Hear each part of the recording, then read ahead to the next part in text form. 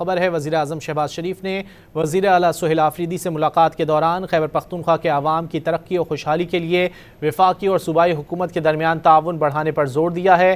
واضح کیا کہ امن و امان کے قیام کے لیے صوبائی حکومت کوششیں مزید تیز کرے۔ مزید جانیں گے ڈان نیوز کے نمائندے طاہر شیرانی سے۔ طاہر، کیا تفصیلات ہیں اس اہم ملاقات کی؟ جی دیکھیں، سہیل آفریدی کا وزیر اعلیٰ خیبر پختونخوا بننے کے بعد وزیر اعظم شہباز شریف سے یہ پہلی ملاقات تھی، اور ملاقات میں جو مزمل اسلم ہیں مشیر خزانہ خیبر پختونخوا وہ موجود تھے، اور وفاق کی جانب سے مشیر وزیر اعظم رانا ثناء اللہ اور وفاقی وزیر امیر مقام ملاقات کے دوران موجود تھے۔ جو وزیر اعظم آفس کی جانب سے ملاقات کے بعد اعلامیہ جاری کیا گیا ہے، اس کے مطابق وزیر اعظم نے ملاقات کے دوران امن و امان کے قیام کے لیے صوبائی حکومت کی کوششیں مزید بڑھانے کی ضرورت پر زور دیا۔ وزیر اعظم نے کہا کہ صوبائی حکومت انسداد دہشت گردی کے لیے صوبائی اداروں کو مضبوط کرے، وفاقی اور صوبائی حکومت دہشت گردی کے مکمل خاتمے کے لیے مشترکہ کاوشیں جاری رکھیں گی۔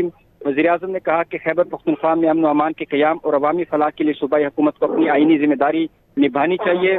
صوبائی حکومت با اختیار ہے، صحت و تعلیم کے لیے خیبر پختونخوا کے عوام کے لیے اقدامات کیے جائیں، اور وفاقی حکومت خیبر پختونخوا کے عوام کی بہتری کے لیے ہمیشہ سے کوشاں ہیں۔